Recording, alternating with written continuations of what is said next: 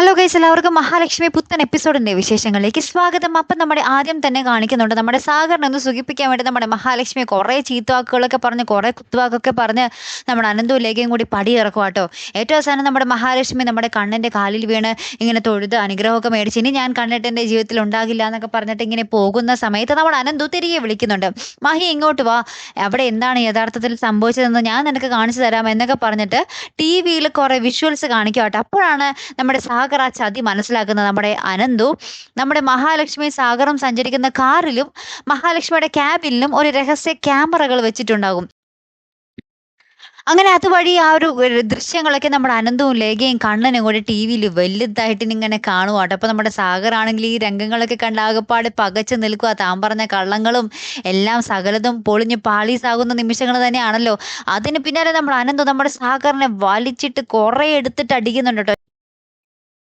അതിനുശേഷം നമ്മുടെ സാഗറിനെ നമ്മുടെ അനന്തും കണ്ണന്റെ മടിത്തട്ടിലോട്ട് ഇങ്ങനെ ഉന്തിത്തള്ളി വിടുന്നുണ്ടേ. അപ്പോൾ കണ്ണനാണെങ്കിൽ നല്ല കാരണത്തിട്ട് അങ്ങോട്ടും ഇങ്ങോട്ടും കുറേ അടി കൊടുക്കുന്നുണ്ട്. ശേഷം അവിടെ നിന്ന് നമ്മുടെ മഹാലക്ഷ്മി സാഗറിനെ പൊക്കിയെടുത്തിട്ട് മഹാലക്ഷ്മിയും കുറേ അടി അടിച്ചിട്ട് മഹാലക്ഷ്മി അവൻ്റെ കോളറിനെ കുത്തിപ്പിടിച്ചിട്ട് പടിക്ക് പുറത്താക്കുകയാണ്. ഇറങ്ങി പോടാ പോടാ, എൻ്റെ കൺമുമ്പിൽ ഇനി വന്നു പോരുന്നതൊക്കെ പറഞ്ഞ് പടിയിറക്കുന്ന നിമിഷങ്ങൾ തന്നെ കേട്ടോ പിന്നീട് നമുക്ക് കാണുവാൻ സാധിച്ചതേ.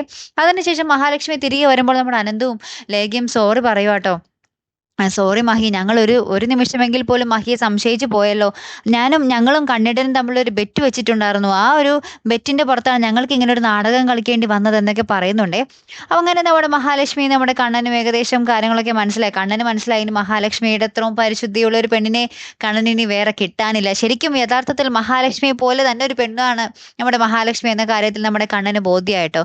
അങ്ങനെ നമ്മുടെ മഹാലക്ഷ്മി കണ്ണനും നമ്മുടെ അനന്തുവിന്റെ വീട്ടിൽ തന്നെ ഒരു മുറിയിലേക്ക് പോകുന്നുണ്ടേ. അപ്പം എന്നിട്ട് കണ്ണൻ ആ മുറിയിലെ ഉള്ളിൽ ചെന്നിട്ട് നമ്മുടെ മഹാലക്ഷ്മി ആശ്വസിപ്പിക്കുന്നൊക്കെ ഉണ്ട് കേട്ടോ.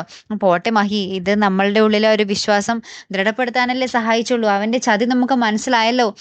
അതേ നമ്മുടെ അനന്തവും ലേഖയും ഉദ്ദേശിച്ചുള്ളൂ. നീ അതിൽ സങ്കടപ്പെടേണ്ട കാര്യമൊന്നുമില്ല എന്നൊക്കെ പറഞ്ഞ് ഇങ്ങനെ സമാധാനിപ്പിക്കുന്നുണ്ടേ. അതിന് പിന്നാലെ നമ്മുടെ കമലേശ്വരത്തും നമ്മുടെ കരുണയുടെ വീട്ടിലൊക്കെ ആണെങ്കിൽ ഇങ്ങനെ ഭയങ്കര ആഘോഷങ്ങൾ ഇങ്ങനെ നടന്നുകൊണ്ടേ ഇരിക്കുക.